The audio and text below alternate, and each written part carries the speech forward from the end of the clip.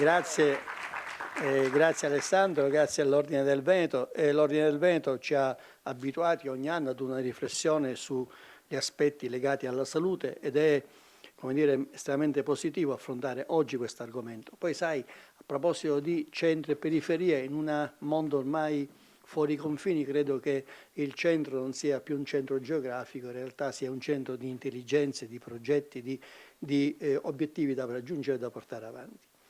Io mi permetto di segnalarvi, proporvi una mia riflessione su questo ruolo che abbiamo e che avremo ancora di più per quanto concerne la tutela della salute. Quindi farò un discorso, come dire, ampio, non entrerò nel metodo perché poi ci sono colleghi molto più esperti e competenti degli argomenti.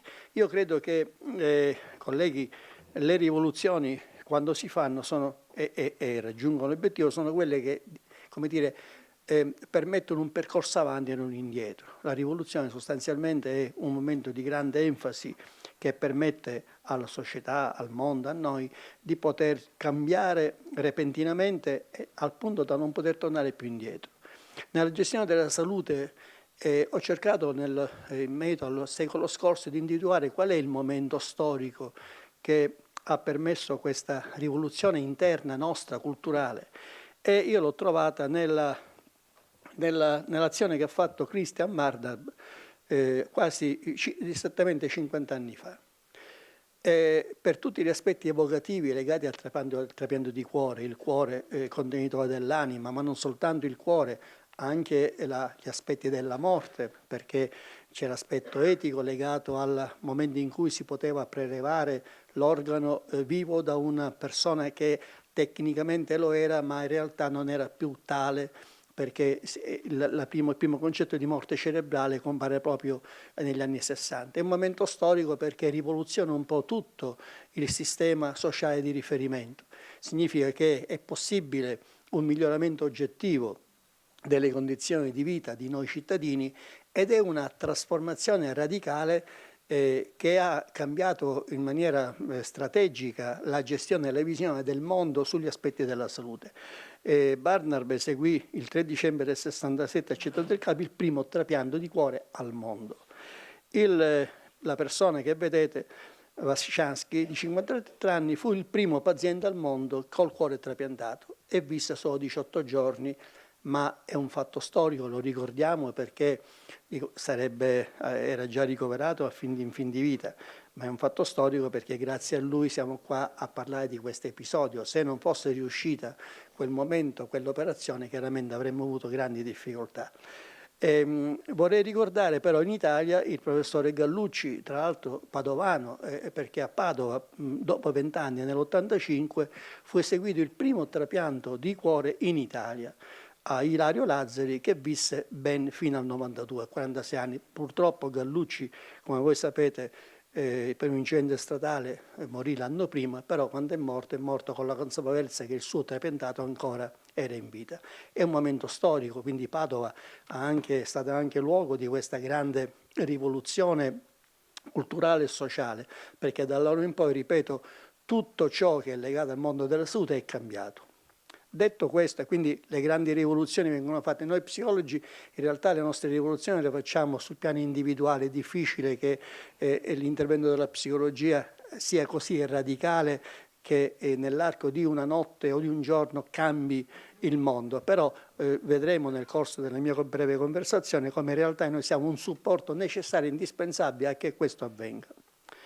Allora io parto dalla nostra Costituzione, vorrei ricordarvi che non è in tutti i paesi allo stesso modo. Mi permetto di segnalarvi che in America il presidente Obama ha dovuto lottare per dare una copertura sanitaria a 50 milioni di americani poco abbienti, quindi non è così dovunque. Per noi invece, come vedete, la tutela della salute è un diritto fondamentale dell'individuo, non del cittadino, vorrei ricordarvi, dell'individuo, cioè ogni individuo è portatore di questo diritto, un diritto che garantisce cure gratuite agli indigenti. E ricordatevi, nessuno può essere obbligato a un determinato trattamento sanitario se non per disposizione di legge. Quindi non è che ci può essere un obbligo. Voi sapete che già il TSO è limitato soltanto a quegli interventi che possono essere di nocumento all'individuo e alla collettività, quindi malattie infettive, problemi psicopatologici, ma questo è anche è un aspetto importante perché si traduce nel terzo punto: la legge non può in nessun caso violare i limiti imposti dal rispetto della persona umana, quindi a prescindere tutto compare il concetto di persona umana che ha dei diritti fondamentali che non possono essere travalicati. I problemi che ci sono stati legati ieri, per esempio, alla promulgazione della legge sul testamento biologico è proprio legata a questo, cioè fino a che punto questa legge travalica e, come dire, viola i limiti imposti dal rispetto alla persona umana. Quindi sono problemi costituzionali. Per noi è un concetto fondamentale, nessuno si pone il problema quando va in ospedale perché siamo abituati all'idea che è una tutela per tutti, ma sappiamo quando andiamo all'estero, se non c'è una copertura assicurativa, un piccolo incidente si trasforma in un grosso danno economico. Questo diritto costituzionale, vedete, è chiaro che siamo nel 1946, siamo nel dopoguerra, ci vogliono degli anni per poter determinare poi azioni concrete. La vera azione, anche la rivoluzionaria, l'abbiamo nel 1978 con la restituzione del Servizio Sanitario Nazionale, la famosa legge 833. È un problema importante. Prima l'assistenza era garantita attraverso le cosiddette casse mutue, cioè organizzazioni di lavoratori che versano una quota parte del loro prodotto, del loro guadagno per garantirsi una copertura assicurativa, ma non era uguale per tutti, ricordatevi il dettame costituzionale. Cioè ogni cassa mutua chiaramente offriva un servizio coerente con come dire, i versamenti che ogni categoria dava, ricordate l'INAM, ENPAS, ENPALS e così via. Allora, in applicazione invece ai dettami costituzionali, questa riforma è una riforma che istituisce il Servizio Sanitario Nazionale. Vorrei richiama, come vedete, al punto 1 i principi costituzionali, e mette al secondo punto la tutela della salute fisica e psichica. Quindi già compare negli anni 70 questo concetto di psiche che non è mente, non è semplicemente la tutela della salute mentale. Quindi già all'epoca si sta individuando un percorso che è un percorso globale di concetto di salute. Negli anni 70 sono gli anni delle grandi riforme che caratterizzano il nostro Paese, dalla 180 ai consultori e così via. Quindi il servizio sanitario incomincia a cogliere questo, mette il focus su questo, io non ve lo leggo, ma vedete il servizio è costituito dal complesso delle funzioni, dalle strutture e servizi, ci incomincia ad articolare, a immaginare quali possono essere la rete dei servizi, ed è attraverso questa tutela fisica e psichica permette per esempio l'ingresso della psicologia e degli psicologi all'interno del Servizio Sanitario Nazionale, che poi si declina su base regionalistica perché nel frattempo si passa alle regioni la competenza gestionale. Seguendo la 833, quindi vengono fatti i piani sanitari regionali, in realtà ci si rende conto che il processo di regionalizzazione degli interventi sanitari chiaramente ha slivellato, cioè ha fatto sì che ci fossero regioni più virtuose e altre meno virtuose, in cui probabilmente l'assistenza era, come dire, più centrata su alcuni bisogni rispetto ad altre, al che DPCM vuol dire decreto Presidente del Consiglio dei Ministri, al che nel 2001 si declinano quali sono gli obiettivi minimi di assistenza che ogni cittadino può esigere in ogni paese italiano, dalle Alpi alle piramidi, dalle Alpi a Pachino, questo è, no? E ogni cittadino sa che questi sono gli obiettivi di salute cui lui può ha diritto. Si chiamano livelli essenziali di assistenza che devono essere garantiti. Tenete conto che nel 2001 chiaramente vengono elaborati i bisogni di salute degli anni 90 e sono anni di salute degli anni 90 legati alle tipologie della società che c'è negli anni 90, quindi sono più obiettivi legati ad una medicalizzazione più mirata, più coerente, più congrua e così via. Dopo 16 anni, e siamo nel 2017, vengono riaggiornati questi livelli essenziali di assistenza, cioè si chiamano nuovi LEA, si comprende benissimo che la nostra società cambia, cresce, lo vedremo dopo, e non possiamo leggere i bisogni di salute con un codice vecchio, un codice superato, un codice legato a 20 anni prima. Siccome è un diritto costituzionale, vuol dire che bisogna essere sempre pronti a cogliere quali sono i bisogni emergenti per poter dare risposte ancora più congrue. Questi nuovi LEA sono più articolati, poi ne parleranno i colleghi in maniera più concreta, ma in questi nuovi LEA, nuovi livelli essenziali di assistenza, compaiono come dire, atmosfere legate alla psicologia in maniera molto più marcata e molto più concreta. Addirittura compare una parola che non è legata ad una patologia. In passato i LEA descrivevano patologie su cui poter intervenire. Per esempio si parla del disagio esistenziale, che non è di fatto una patologia, una condizione transitoria, ma che in ogni caso è degna di attenzione da parte della struttura sanitaria nazionale. Per esempio non si gerarchizzano più le sofferenze. In passato la sofferenza fisica era prevalente sulla sofferenza, direi, psicologica, no? Cioè il dolore fisico è un dolore più immediato, a cui bisogna dare risposte più concrete. Il dolore psicologico, la sofferenza psicologica non era ben descrivibile. Con i nuovi LEA si incomincia a cogliere una nuova attenzione. Vuol dire che il Paese, perché chiaramente i LEA vengono costruiti, descritti, vengono stilati da organismi politici che poi sono lo specchio di noi cittadini, quindi c'è un legame, una rispondenza fra bisogni dei cittadini e organi di governo che è importante per poterci garantire maggiori tutele. Vorrei ricordarvi che questo è un patto che direi il governo fa col Paese, quando il patto per la salute, che è dentro cui si inserisce l'EA, è un impegno non soltanto economico ma anche gestionale, organizzativo, eccetera, eccetera. A questo punto come si sta evolvendo? Cioè noi psicologi in questa faccenda cosa c'entriamo?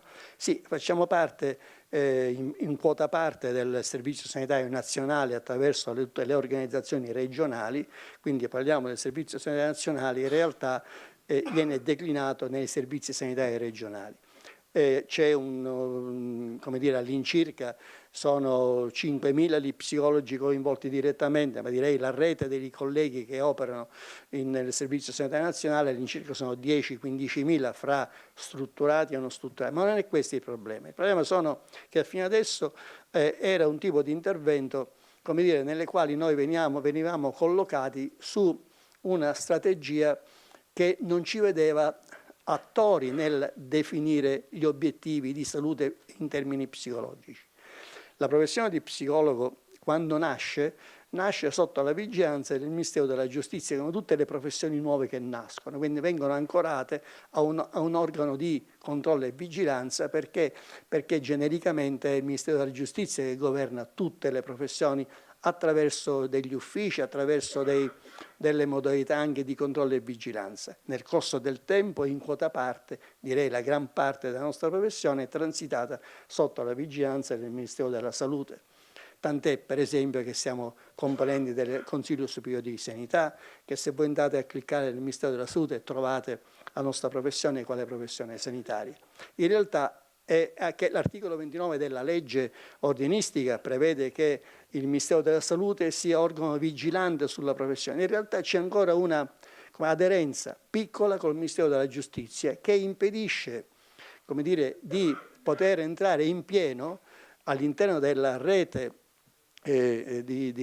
di progettazione che c'è dentro il Ministero della Salute per far sì che il cittadino possa avere maggior tutela in tutti quei percorsi di problematiche legate all'esistenza, legate alle relazioni, legate agli affetti che in realtà manifesta.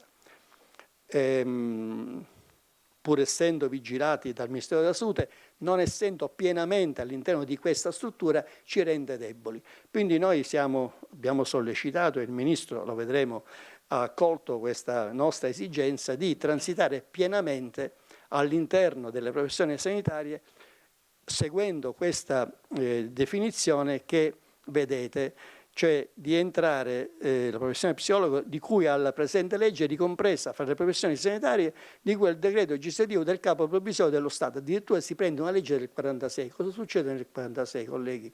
Succede che finisce un ventennio fascista e inizia a governare la Repubblica e la democrazia. Durante il ventennio gli ordini professionali erano stati chiusi, aboliti, trasformati in una modalità rappresentativa e si chiamavano corporazioni. E la corporazione prevedeva un giuramento di fedeltà al regime, cioè ecco perché scompare l'ordine. In realtà nel 1946 vengono ridefiniti gli ordini professionali su base sanitaria, ordine dei medici, infermieri, collegio degli infermieri e delle ostetriche, perché il presupposto di una professione è l'autogoverno deontologico, il presupposto della professione è l'autonomia rispetto all'organizzazione che ci possa essere. Ve immaginate se noi giurassimo fedeltà a qualcuno o a qualcosa? Il professionista giura fedeltà ai valori deontologici che gli permettono di poter meglio svolgere la sua attività verso gli utenti. Quindi noi chiediamo, e questa legge che è in trattamento in questo momento in terza lettura al Senato e ci auguriamo che il 20 di gennaio, settimana prossima, transiti in legge, finalmente definisce un ruolo storico, cioè la professione di psicologo è all'interno del sistema, di tutta l'organizzazione sanitaria del Paese. Chiaramente mi direte, ma molti non svolgono attività sanitaria, ma attività sanitaria non va intesa come attività legata alla gestione di tecniche sanitarie o ospedali. La tutela della salute è un discorso molto più ampio, molto più complesso, molto più generico. Parlare di qualità della vita, promozione del benessere, è un tipo di percorso che qualunque professionista porta avanti in qualunque contesto a svolgere la sua attività. Uno psicologo che lavora nelle organizzazioni, nel mondo del lavoro, non è che lavora per peggiorare, ma per migliorare la qualità della vita dei suoi utenti. Di fatto è un'attività promozionale, ma in ogni caso questa è, come dire, una collocazione che non impedisce poi al singolo professionista di operare come meglio crede, però lo garantisce ancora di più, perché ricordatevi il dettame costituzionale, lo psicologo quindi svolgerà un'attività che tutela un diritto costituzionale, quindi assume una valenza storica molto più forte di quanto era prima. Questa è, come dire, la parte della legge di Lorenzin dell'articolo 9 che riguarda la professione di psicologo e di biologo, nello specifico di psicologo. E vi voglio leggere questa lettera che il Ministro della Salute ci ha inviato appena un mese fa, perché è un po' la sintesi delle cose che vi sto dicendo. Cioè c'è una nuova lettura della professione di psicologo. Che lo faccia il Ministro vuol dire che lo fa la struttura ministeriale che, come dire, segue al meglio tutti i percorsi che tutte le professioni propongono. Mi dice: caro Presidente, desidero ringraziarle, eccetera. Purtroppo non potrò essere, l'abbiamo invitata al Consiglio nazionale del 24 e 25 novembre, purtroppo non potrò essere presente all'Assemblea. Colgo comunque l'occasione per inviare un messaggio di saluto e apprezzamento a tutti i componenti del Consiglio per il costante impegno svolto in attività di promozione e tutela della professione dello psicologo, il cui esercizio professionale deve sempre ispirarsi alla salvaguardia dei principi di deontologia professionale. Mi dice: è indubbio che nell'attuale contesto sanitario in cui emergono nuovi bisogni di salute, anche gli psicologi sono chiamati con grande impegno a tradurre nella pratica quotidiana nuovi ruoli, nuove conoscenze, nuove competenze, in stretta collaborazione con gli altri professionisti sanitari. La complessità dei fenomeni e i rapidi mutamenti che si verificano nella società attuale comporta una serie di implicazioni tali da compromettere la salute psichica in misura più o meno rilevante. Vorrei collegarvela alle cose dette prima. Salute psichica è legata a quello che c'era nella nostra Costituzione. In un siffatto scenario, quindi, il ruolo dello psicologo diventa sempre più necessario all'interno della nostra società, confrontandosi con richieste quanto mai diversificate dalle condizioni di disagio esistenziale e di difficoltà relazionali legate all'età, a veri e propri disturbi psichici di vario tipo e di entità. Vorrei richiamarvi che parla di nostra società, non sistema sanitario, cioè il Ministro ci dà una lettura concreta e attuale. Alla luce di tali considerazioni è ormai evidente che la professione dello psicologo meriti sempre più di essere considerata inserita e introdotta nel sistema sanitario del nostro Paese in maniera ancora più strutturata e profonda. In tale ottica, col DDL Lorenzin si sta cercando di arrivare al pieno riconoscimento della figura psicologo come figura sanitaria, ricomprendendola fra le professioni sanitarie di quel eccetera, eccetera. Tale risultato consentirà di garantire una migliore qualità professionale delle prestazioni professionali e al contempo di aumentare le tutele per gli utenti nei confronti di eventuali esercizi abusivi della professione. Vorrei richiamarvi che nel DDL Lorenzin le sanzioni pecuniarie per chi svolge un esercizio abusivo della professione sono molto onerose. Proprio ieri sentivo al telegiornale che ci sono circa 15.000 falsi odontoiatri e dentisti che curano i nostri denti.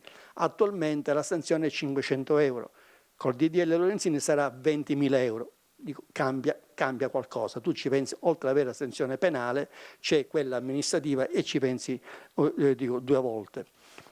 Quindi vedete, questa è l'attenzione del Ministro. Allora, io cosa vi voglio proporre adesso? È chiaro che noi psicologi, secondo me, dovremmo studiare la demografia nelle università e anche fra di noi, perché se non siamo noi a cogliere come il mondo cambia, come possono farlo gli altri? Noi dobbiamo essere lettori di processi di cambiamento, perché dobbiamo fare proposte concrete, non oggi, ma di qua a 10-20 anni. Noi siamo portati a leggere con grande enfasi il nostro recente passato, va di moda incontrarsi con i compagni di scuola, o ieri c'era la trasmissione di Renzo Arbore e Frassica che mi ricordava i 30 anni fa, ma abbiamo difficoltà a immaginare il mondo di qua a 10-20 anni, perché i nuovi bisogni di salute sono legati a come sarà il Paese di qua a 5-10 anni.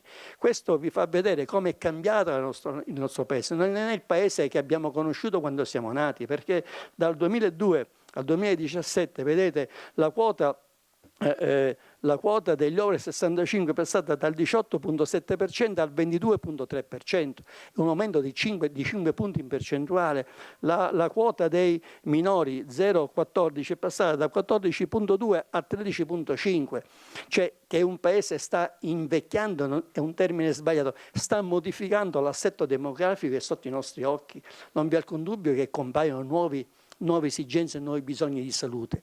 E salute si intende, ripeto, questa qualità della vita a cui tutti abbiamo diritto, non ci possiamo raffrontare a un bisogno di salute di 20-30 anni fa. Purtroppo quando si conquistano posizioni solide e comode è difficile renderle scomode. Pensate soltanto alle autovetture che abbiamo, se noi le confrontiamo con le autovetture che guidavamo 30 anni fa, ci chiediamo, ma come facciamo a camminare con una 500 all'epoca senza l'aria condizionata, con i sedili che non si abbassavano? Come facevamo? Cioè, per noi è impensabile tornare indietro. Quindi è chiaro che la salute va, come dire, misurata con la nostra crescita culturale, sociale, economica e così via.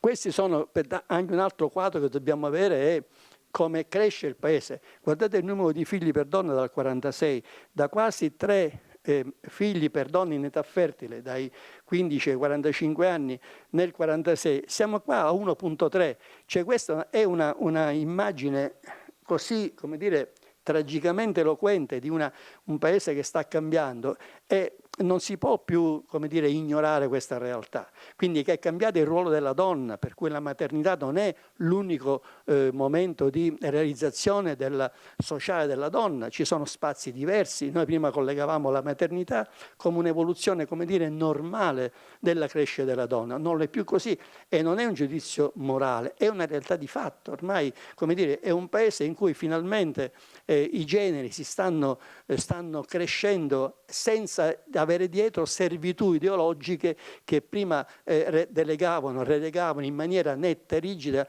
il maschietto e la femminuccia. Vorrei ricordarvi che in Sicilia nel 67 una donna, Franca Viola, una ragazza di 16 anni, grazie alla famiglia, ha denunciato il suo stupratore, l'ha mandato in carcere e non ha accettato il matrimonio riparatore. Quindi anche là sono segni di grande cambiamento culturale. Questa è un'altra immagine che ci fa vedere un'altra realtà, così come vedete abbiamo noi il decremento dei nati italiani e invece l'aumento dei nati stranieri. È inutile ignorare, questa è una realtà che va vista per quella che è così, cioè il mondo sta cambiando in questi termini, quindi dobbiamo immaginare noi bisogni differenziati e sempre più complessi. Questo è anche interessante perché ci mostra in blu le nascite, in rosso le morti dall'862 ad oggi, più di 100 anni. Certo, vedete quei picchi rossi sono le due guerre, la prima guerra mondiale e la seconda guerra mondiale, come si invertono, vedete il rosso, le morti superano le nascite. Ma guardate che nel 2015 per la prima volta le morti hanno superato le nascite. Quello che è importante è che il bilanciamento demografico si è invertito, mentre prima erano sempre le nascite a compensare chi lasciava il mondo, adesso si sono invertite. Un'altra lettera che voglio dare è la piramide. La piramide generalmente, essendo piramide, presuppone che abbia una base larga e vada a finire a punta. Questa è la piramide, si chiama tecnicamente piramide, ma come vedete non è più piramide. Perché non è più piramide? Perché chiaramente nelle età inferiori, cioè nei gradini inferiori, non essendoci più nascite, si sta restringendo la base. E voi sapete che ogni oggetto fisico, quando la base è piccola rispetto all'altezza, poi cade. Cioè la piramide poi cade su se stessa perché non è sorretta.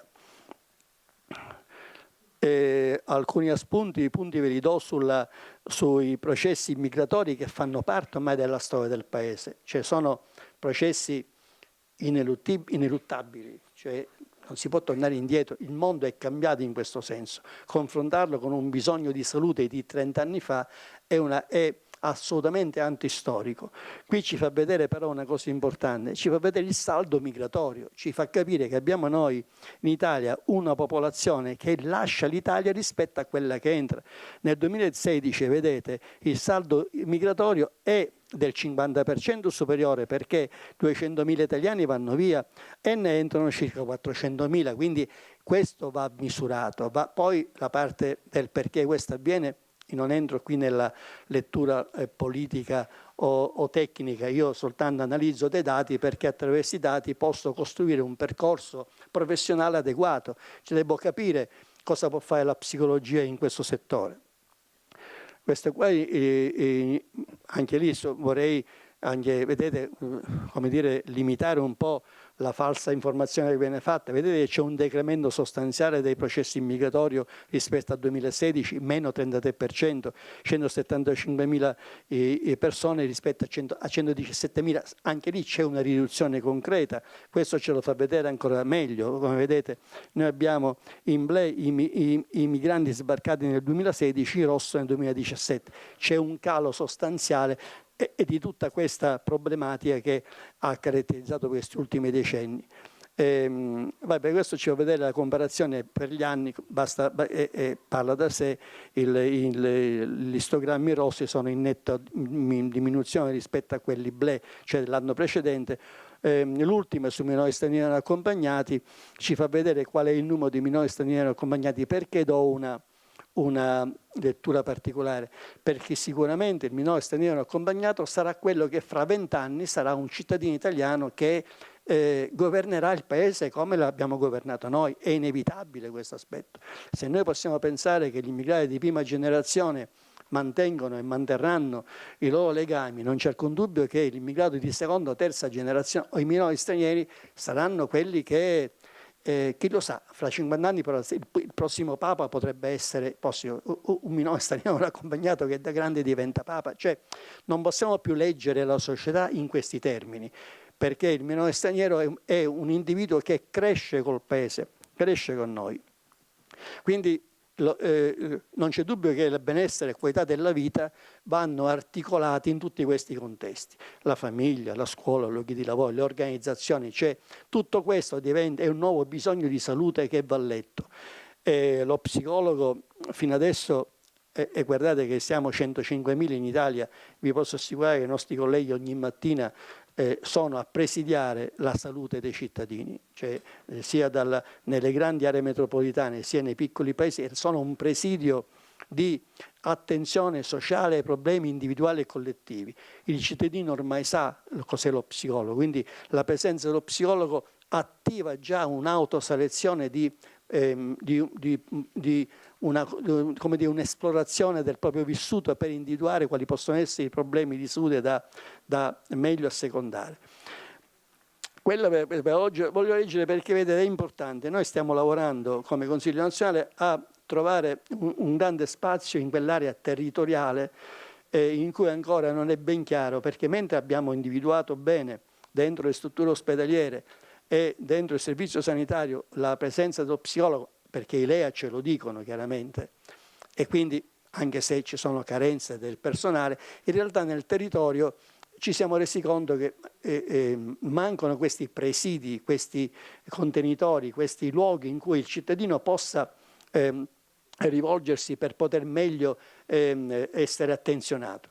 Allora io ho cercato, e questo l'ho preso dal Ministero della Salute, quindi non sono cose mie, ma nel 78 in Russia ad Alma-Ata c'è questa definizione delle cure primarie, che vi leggo. Rappresentano una vera e propria area, sistema dotata di caratteristiche peculiari e profondamente diverse da quelle altrettanto tipiche dell'assistenza ospedaliera.